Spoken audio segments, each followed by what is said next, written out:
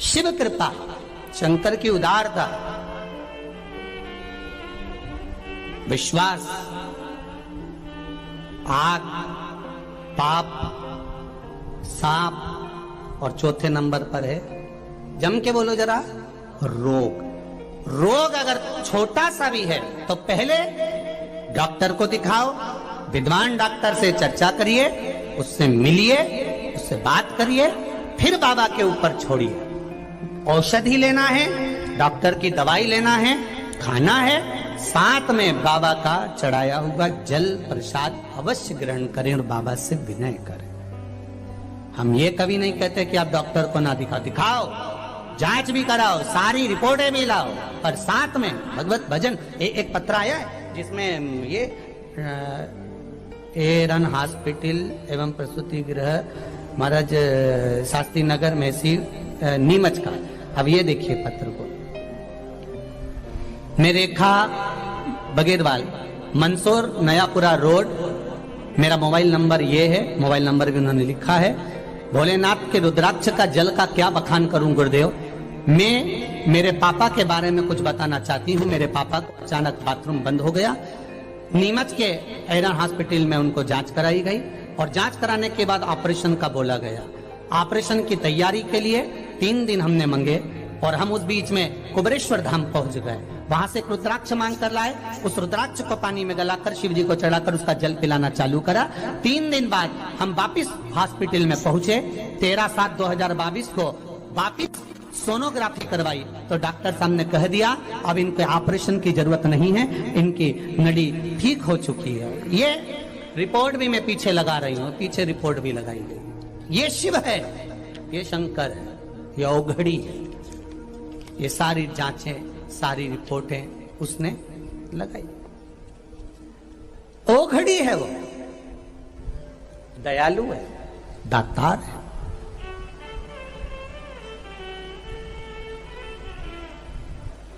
अब जांच कराइए, डॉक्टर को दिखाइए, औषधि लीजिए डॉक्टर को बताकर। और धन्यवाद दूंगा ऐसे डॉक्टरों को जो बाद में कह देते हैं कि आपको ऑपरेशन की जरूरत नहीं है। सही निर्णय बताते हैं डॉक्टर और बाद में उन्होंने कहा, ऐसे डॉक्टरों को भी धन्यवाद है कि फालतू का पैसा बर्बाद नहीं करने देते और जीवन सबका अच्छा हो, सर्वे भवन्तु सुखिनः, ये भाव लेकर हमारा डॉक्टर औषधि प्रदान करते। ऐसे डॉक्टरों को भी धन्यवाद। साधुवाद। आप औषधि लो, रोग छोटा सा है उसको बड़ा मत होने दो। रोग छोटा है उसको दबाने का प्रयास करिए, उसको समाप्त करने का प्रयास करिए। रोग को थामिए, आग को थामिए, पाप को थामिए, सांप को थामिए, उसको रोकने का प्रयास करिए। अगर बढ़ेगा तो नष्ट कर देगा।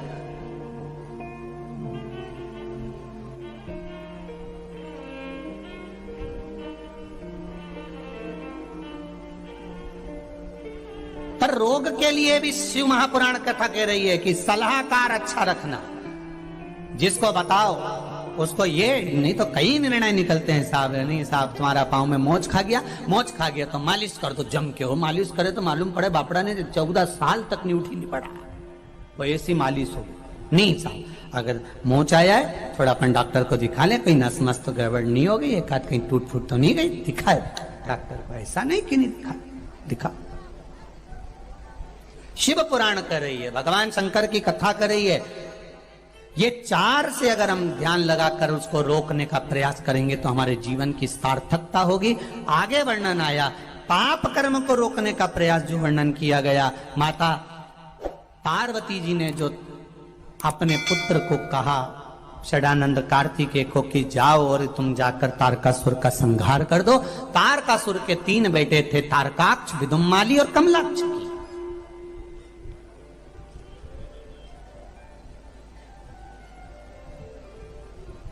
ये 3 बड़े विचित्र हैं। पिता के मरने के बाद इन्होंने देवताओं से लड़ाई करने से पहले तप करा, साधना करी, वर प्राप्त करी।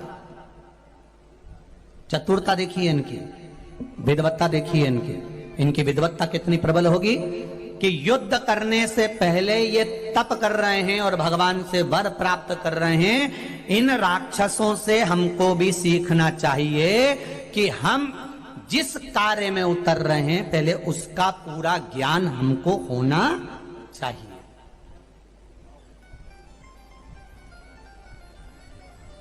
उसका ज्ञान पूरा हमारे पास होना चाहिए। हम जिस कार्य को करना चाह रहे हैं, हम जिस कार्य में उतरना चाह रहे हैं,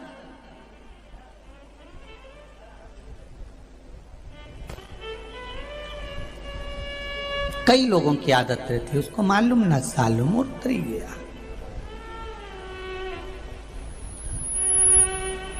वो तो प्रवेश कर गया, वो तो आ गया, पर ज्ञात हो उसको, ज्ञान हो उसको, और जब उसको ज्ञान होगा इस चीज का कि मैं जिस चीज कर रहा हूं ये गलत है कि सही, उसका भान उसके जीवन में होना चाहिए। एक शेर और एक कुत्ता, तुम कुत्ते को लकड़ी से मारना, तुम कुत्ते को लकड़ी से मारना, कुत्ता क्या करेगा? तुमने लकड़ी से मारा तो कुत्ता उस लकड़ी को मुंह में भरेगा। बोलो सही है कि गलत है? और उसी लकड़ी से तुम शेर को मारना, शेर लकड़ी को पकड़ेगा? दादा तेरे को निपटा जाएगा। शेर और कुत्ते में अंतर यह है, कुत्ते को लकड़ी से मारोगे तो कुत्ता लकड़ी को मुख से पकड़ेगा, और शेर को लकड़ी से मारोगे तो शेर लकड़ी को नहीं तुम पर झपटेगा, तुमको पकड़ेगा। उसी तरह हमें शेर जैसी जिंदगी जीना है, हमें मूल को पकड़ना है, लकड़ी को नहीं। हमें अहंकार, काम, लोभ, वासना, तृष्णा नहीं, हमें शिव के चरणारविंद को पकड़ना। श्रेष्ठ पकड़िए, श्रेष्ठ। और हम क्या करते हैं? जो श्रेष्ठ है उसी को छोड़ देते हैं। हमने क्या करा जीवन में? जो श्रेष्ठ था उसी को छोड़ दिया,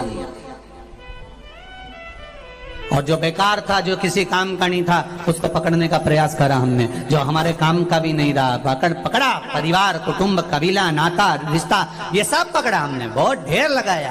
पर जो काम का था, भगवान का भजन, जो कीर्तन, स्मरण, जो काम था, उसको छोड़ दिया। कई लोग होते हैं दिन भर दुकान पर बैठकर कमाते हैं। हम उनसे पूछे किसके लिए कमाया? पत्नी बच्चों के लिए, बड़े हो जाएंगे, एक कमा लेंगे, इनकी प्रॉपर्टी बन जाए, इनका घर बन जाए, सब कमाओ, तुम पत्नी और बच्चों के लिए कमाओ। मना नहीं है। शरीर जो करता है वो कर्म, जो व्यक्ति, जैसे आपने 10,000 का सूट पहना, वो शरीर के लिए पहना। आपने 5,000 का बूट पहना, शरीर के लिए पहना। आपने बादाम खाई, शरीर के लिए खाई। आपने चश्मा लगाया, शरीर के लिए लगाया। आपने इत्र लगाया, शरीर के लिए लगाया। आपने आत्मा के लिए क्या करा? ये तो सब पैसा कमाया शरीर के लिए, खाया शरीर के लिए, पहना शरीर के लिए, साबुन से नहाए 20 रुपए 50 रुपए के पेयर से, तुम नहा लिए लक्ष्य से, आधिकारिक साबुनों से, ये शरीर के लिए नहाए तुमने। आत्मा के लिए क्या करा? मूल चीज वो है। अभी तक तुमने जो बादाम खाई वो शरीर के लिए